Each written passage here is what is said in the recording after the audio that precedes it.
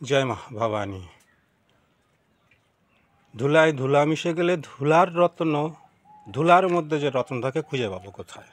অর্থাৎ সাধু গুরুজনের চরণ ধুলির কথা বলছি। কয়েকদিন আগে আমাদের মাঠে বর্তমান রসুন ফসল লাগাচ্ছে, লোকে মাঠে যাই আলোচনা করে তো সাধু খাইয়ে বসিয়া মানে হাইটে চলিয়ে নাচিয়ে গাইয়ে খাইয়ে গেল বিনে কর্মে শরীর পাইলে। কারণ আমরা তো বিনে মাইনের চাকর, আর বিনে মাইনের চাকরবিহীন কেউ মায়ের সেবক হতে পারে না। এই যে সকালবেলা সেই ভোর 4টের সময় উঠছি, উঠে কি করি, এই দেখো এই যে বাবা আর ওই যে মা, সকালবেলা উঠছি, এই যে উঠান ঘর দুয়ার কুড়াইছি, কুড়াইয়া ফুল তুলছি, ফুল তোলার পরে চা বানাইছি। বুড়ো মা ঘরে পড়ে আসে, তারে চা বানাই দিয়েছি 2বার। তারপরে আবার রান্না করছি, রান্না করে মাঠে এক ভাইপো কাজে যায়, তার খাবার দিছি, খাবার দিয়ে মাঠে গেছি।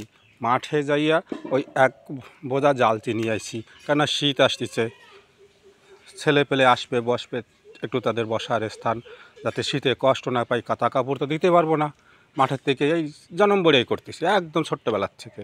5টা লোক আসলে তাদের জন্য একটু অন্তত কিছু তো নাই, মুখের ভালোবাসা আর একটু মাটিতেই প্রভু স্বরূপে বসতে দিতে পারি।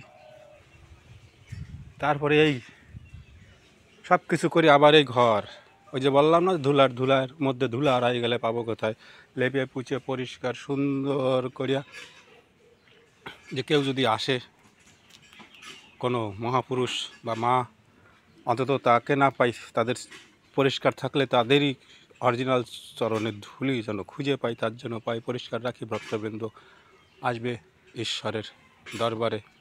আর যারা এই আমারই সাথে বিদেশ বেড়াইছে, সেন্টারিং করছে, দেখছি দয় দাপ্পা দিয়া, চশমা চোখে দিয়ে, ঠিক আছে, পয়সা কামাইছে হুকুম করি, আর তারা আজকে 2 পয়সা কামাইয়ে আমার কয় সাধু শরীর পাইলে খাইয়ে গেল। আরে আমরা বিনে মাইনের চাকর, মায়ের সেবক, মায়ের স্থানের যত্ন করি, ওই পয়সা আর শরীরের নান্দা প্যাড বানাইয়া শরীরের জোগাড় করি নিয়ে। তো এইসব দাদাভাইকে কই কি কব, একে তো কোয়ার কিছু নাই। এবার এই ভিডিও যে দেখবা তারা একটু কমেন্ট করিয়া এইসব দাদাভাইকে উত্তর দিও, তাদের নাম ঠিকানা বলা যায় না, অ্যাভেলেবেল আছে, অগুন্তি অপুরান্ত আছে।